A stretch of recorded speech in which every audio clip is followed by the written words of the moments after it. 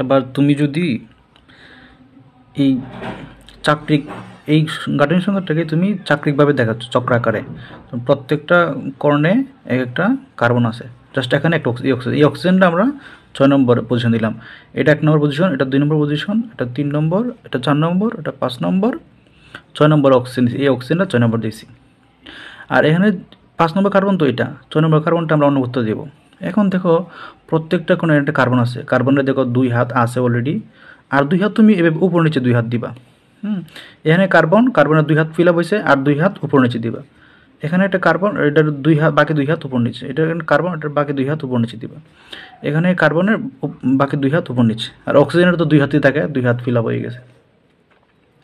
এখন তুমি ওই গাঠনিক সংকেত তাকায় দেখো, তুমি যখন দেখবা গাঠনিক সংকেতটা এরকম, যদি ডান পাশে যেগুলো আছে, ডান পাশে আছে 1 নম্বর কার্বনে ডান পাশে যদি OH থাকে হাইড্রোক্সিল, তাহলে এটা হচ্ছে alpha glucose, alpha D glucose. এটা হচ্ছে আলফা গ্লুকোজ, এটাকে আমরা আলফা গ্লুকোজ বলি, আলফা গ্লুকোজ। আর ডি কেন বলা হয় এটা অন্য কারণে আর কি, আলোক সক্রিয় যৌগ, এটা এখন না বলি তোমার। জাস্ট যদি 1 নম্বর কার্বনে OH গ্রুপটা ডান পাশে থাকে, তাহলে এটা আলফা গ্লুকোজ হবে। এখন ডান পাশে যেগুলো আছে, যেগুলো ডান পাশে আছে, ডান পাশেগুলো তুমি এখানে যে রাখছো এটা নিচে দিবা, সবগুলো নিচে। তো ডান পাশে যেগুলো আছে এগুলো আমরা ডাউনে লিখবো।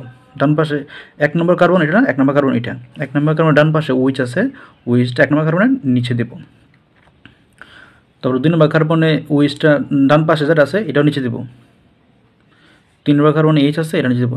ডান পাশে যেগুলো আছে সবগুলো নিচে দিচ্ছি আমি। দেখো OHটা এটা নিচে হবে, ঠিক আছে। এখন 5 নম্বর কার্বনে দেখো এই পাশে ডান পাশে যেটা ছিল এটা তো ওইখানে চলে গেছে। এখন ডান পাশে এইটা আছে মনে করো, এটা তো ওইখানে চলে গেছে। 5 নম্বর কার্বনে উপরে দিব আমরা এটা CH2OH, এটা 5 নম্বর কার্বনের সাথে এটা তুমি উপরে দিয়ে দিবা। তাহলে 5 নম্বর কার্বনের সাথে এটা তুমি উপরে দিয়ে দিছো, আর এইচটা নিচে দিবা। আর অক্সিজেন তো এখানে যুক্ত আছি। বাকি বাম পাশে যেগুলো আছে সেগুলো সব উপরে। দেখো 1 নম্বর কার্বনের বাম পাশে H ছিল, এই Hটা তুমি 1 নম্বর কার্বনের উপরে দিয়ে দাও। 2 নম্বর কার্বনে H ছিল, এটা এখানে H দিয়ে দাও। 3 নম্বরে OH ছিল, এখানে উপরে এইটা OH হবে। 4 নম্বরে H ছিল বামে, এটা উপরে H দেবে। এটা হয়ে গেছে। এখন তুমি দেখো 1 নম্বর কার্বনে নিচে আছে OH, এটাকে আমরা আলফা গ্লুকোজ বলি, আলফা ডি গ্লুকোজ বলি। এখন এটা হচ্ছে আলফা ডি গ্লুকোজ। যদি এরকম হইতো যে রিং স্ট্রাকচারটা সেম এরকমই, সব ঠিক আছে, দেখো আগে বাকি সব ঠিক আছে,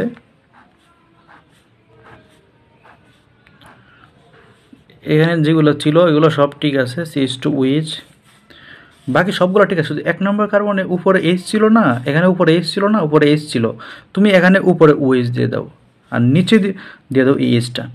মানে জাস্ট 1 নম্বর কার্বনের যে নিচে দিল OH, এটা দিয়ে দিবা তুমি, উপরে দিয়ে দিবা, আর উপরটা দিয়ে দিবা নিচে, তাহলে এটা হয়ে যাবে বিটা গ্লুকোজ। এটা কী দিব? Beta glucose, beta glucose. আর বাকিগুলো একে ভালো, বাকিগুলো যাবে আছে দাও OH, বাকিগুলো এটা OH নিচে ছিল, এখানে OH নিচে দাও, যাবে আছে এভাবে দাও, বাকিগুলো যাবে আছে এভাবে দিয়ে দাও। এখানে H ছিল, এখানে H, এটা হচ্ছে বিটা ডি গ্লুকোজ। জাস্ট 1 নম্বর কার্বন, যে এই 1 নম্বর কার্বনের যদি OH-টা নিচে থাকে তাহলে এটা আলফা ডি গ্লুকোজ, আর OH যদি উপরে থাকে এটা হচ্ছে বিটা ডি গ্লুকোজ, ঠিক আছে। এখন